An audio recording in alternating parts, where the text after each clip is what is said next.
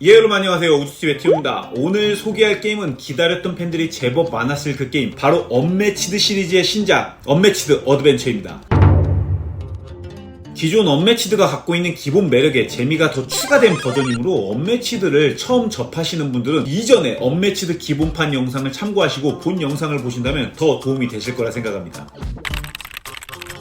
현실 혹은 상상 속 이야기의 다양한 영웅 및 캐릭터들을 바탕으로 그들이 한 공간에서 전투를 벌인다면 과연 누가 제일 강할까와 같은 유치하지만 누구나 한 번쯤은 생각해봤을 고민을 실제 게임으로 만든 게 바로 이 언매치드인데요. 말 그대로 싸움 하면 떠오르는 아더왕이라든지 아니면 이소룡과 같은 캐릭터부터 싸움과는 전혀 상관없을 것 같은 빨간망토 소녀라든지 셰익스피어와 같은 정말 개성 넘치는 다양한 캐릭터들이 등장하는 게임입니다. 때문에 언매치드 시리즈가 한 개의 게임으로 끝나지 않고 지속적으로 확장들을 출시하면서 매번 다양한 캐릭터들의 선정에 놀라곤 했는데요. 그러던 와중 23년에 단순히 캐릭터들만 추가되어 플레이들끼리 대결하는 게 아니라 서로 힘을 합쳐 공동의 적을 무찌르는 협력 게임 형태의 어드벤처라는 게임을 선보였습니다. 국내에는 현재까지 총 12종의 캐릭터들이 한글판으로 출시되었지만 해외판만큼 출시 속도를 따라가지 못하고 있었던 터라 어드벤처 또한 굉장히 나중에 늦게 나오겠구나라는 생각이 들었었는데, 오히려 다른 포맷의 형태여서인지 다른 캐릭터들 확장을 건너뛰고 발빠르게 신작인 언매치드 어드벤처 확장을 기본 퍼블리셔와 다른 곳에서 이렇게 먼저 만나볼 수 있게 되었습니다. 이번 언매치드 어드벤처는 출시 소식을 들었을 때도 대결 게임으로 인상이 강했던 터라 과연 이게 그 협력으로 어울릴 수 있을까라는 생각이 먼저 든 건 사실이었습니다. 그러나 마블 시리즈를 생각하면 다양한 히어로들이 저마다의 스토리에선 주인공이면서 어벤져스라는 명목하에 뭉쳐서 더 강력한 빌런을 무찌르는 이야기는 분명 또 다른 카타르시스를 제공하기에 제법 재밌을 수도 있겠는데 라는 생각이 들었습니다. 특히 요즘 보드게임의 트렌드 중 하나가 솔로 플레이와 듀얼 플레이의 비중 증가인 터라 1대1 대결의 재미도 분명 있지만 기존 언매치드는 다수의 플레이어들 간의 전투라든지 2대2 같은 팀전 전투가 매력적인 것도 사실이었습니다. 바로 그런 고민의 지점에서 해결책으로 나온 시스템이 바로 이 협력 모드라는 것인데, 실제 즐겨보면 단순히 대전 모드로도 할 수 있고 협력으로도 할 수 있다의 선택지를 넘어서는 부분이었는데요. 어제까지 치고받고 싸우던 라이벌들이 오늘은 동료가 되어서 공동의 적과 싸울 때의 느낌은 마치 그 손오공과 베지터 같은 든든한 전우회 같은 감정도 샘솟게 됩니다. 또 무엇보다 솔로 플레이로 즐기는 경우에도 나 혼자서 여러 개의 캐릭터들을 잡고 플레이를 할 수 있는 터라 기존의 언매치드가 플레이로서에 집중하는 재미였다면 이 어드벤처는 감독으로서 다양한 캐릭터들을 운용하는 재미까지 담고 있는 것이죠.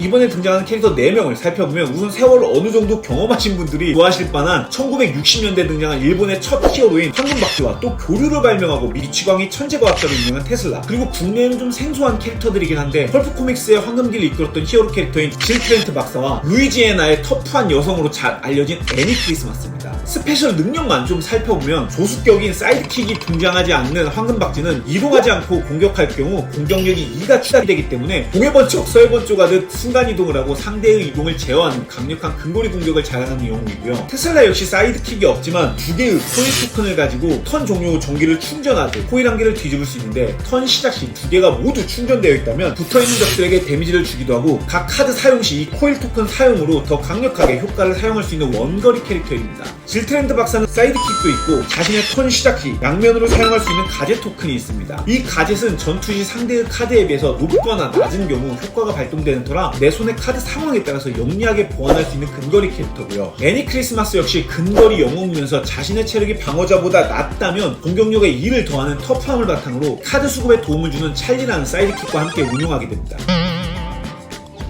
여기서 다소 아쉬울 수 있는 점은 이번 언매치드 어드벤처의 테마나 배경 자체가 레트로한 분위기와 20세기 중반을 기반으로 해서 기존의 캐릭터들의 인지도와는 좀 차이가 있을 수도 있다는 점인데요. 그럼에도 불구하고 언매치드가 갖고 있는 강점은 아주 심플하게 스페셜한 능력으로 차별화를 주어 해당 캐릭터의 아이덴티티를 제대로 느낄 수 있게 해주는 터라 오히려 이 게임을 통해서 해당 캐릭터들이 어떤 스토리와 매력을 갖고 있는지 느낄 수가 있었습니다. 더 나아가 이미 기존에 출시되었던 언매치드 시리즈의 캐릭터들로도 본 게임에 등장하는 빌런들을 상대로 즐길 수가 있고, 반대로 이 어드벤처의 캐릭터들을 가지고 기존의 언매치드 보드 위에서 대결을 할 수 있게 호환성을 두었다는 점은 물론 그야말로 당연하긴 하지만 이건 최고의 판단이라는 생각이 들었는데요. 이로 인해서 앞서 언급했던 잘 모를 수 있는 캐릭터의 인지도에 대한 아쉬움보다는 내가 기존에 좋아했던 캐릭터를 가지고 협력 모드를 즐길 수 있다고? 라는 시스템의 추가에 대한 강점에 더 집중할 수 있게 되는 셈인 거죠.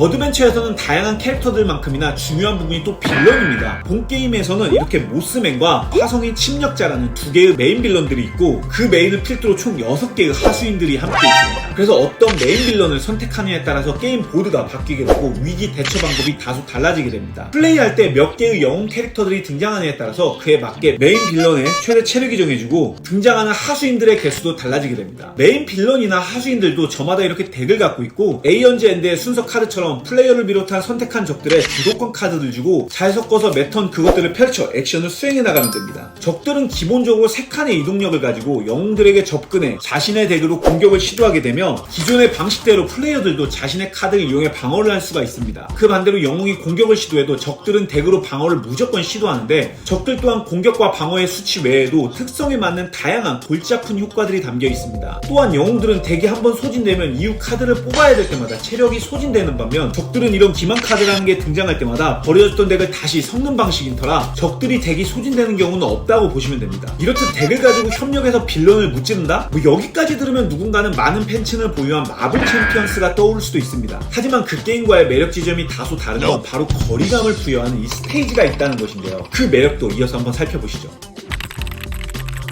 언매치는 게임마다 양면 맵이 들어있고 단순히 맵 디자인만 변경되는 게 아니라 특정 맵에 맞는 기믹들을 추가하여 정말 스테이지별로 다른 전략들을 구성하는 맛을 담아내었습니다. 그런데 그 맛을 더 극대화시킨 게 바로 이 언매치드 어드벤처라고 보시면 될 것 같은데요. 양면 맵이니만큼 두 개의 메인 빌런에 맞는 맵들이 있고요. 좀 더 커진 만큼 보드 위쪽엔 위협 트랙이 존재합니다. 적들은 이 위협 트랙을 채우고자 보드의 파멸 및 이 침공 토큰들을 배치하게 됩니다. 모스맨은 이렇게 4개의 다리 파괴가 목적인 터라 위험 트랙이 맨 우측에 다다르면 다리 번호가 가장 낮은 다리 토큰을 파괴해서 배치하게 되는데요. 이렇게 4개의 다리가 다 파괴가 되면 패배하게 됩니다. 또 파멸 토큰이 다리 위에 쌓이게 되면 그 토큰의 개수만큼 모스맨이 더 강력해지기 때문에 파멸 토큰을 제거해야 되는데요. 영웅들은 다리 근처로 가서 자신의 카드를 버리면서 카드의 진각감만큼 파멸 토큰을 제거할 수 있습니다. 이때 4개의 각기 다른 다리 능력들도 사용할 수가 있는데요. 이 타일의 배치에 따라서 운용하는 재미도 달라지게 됩니다. 화성인 침략자도 4번의 기회를 제공하는데 이번에는 위협 트랙이 우측에 다다를 때마다 랜덤으로 이 침공 토큰의 오픈된 문양에 따라서 화성인 침략자의 카드 능력들이 더 강화가 됩니다. 더불어 카드의 진각감만큼 제거할 수 있었던 모스맨의 파멸 토큰과는 다르게 밭에 배치되는 외계인 토큰들은 무조건 근처 밭에 이동 후 1개만 제거가 가능하기 때문에 확실히 모스맨보다 더 높은 난이도를 자랑합니다. 그 외에 붙어서 공격해야 되는 근거리 외에도 캐릭터들이 배치한 바닥색과 같은 곳에 위치한 적을 공격할 수 있는 원거리 공격 때문에 전략적으로 이동 후 공격하는 재미가 있고 적들의 하수인 또한 역으로 이런 점들을 이용해서 플레이어들에게 재미난 고통을 안겨줍니다. 더불어 위의 내용에 추가로 더욱 난이도를 높여서 즐겨보고 싶다면 이 어메이징 이벤트 카드라는 게 들어있는데요. 어떤 카드가 펼쳐지느냐에 따라서 해당 게임의 다채로운 제약 조건 및 효과들을 제공하기도 합니다. 물론 여러 장이 추가될수록 난이도는 높아지기 때문에 자신의 숙련 레벨에 맞게 도전해보시면 좋을 것 같습니다만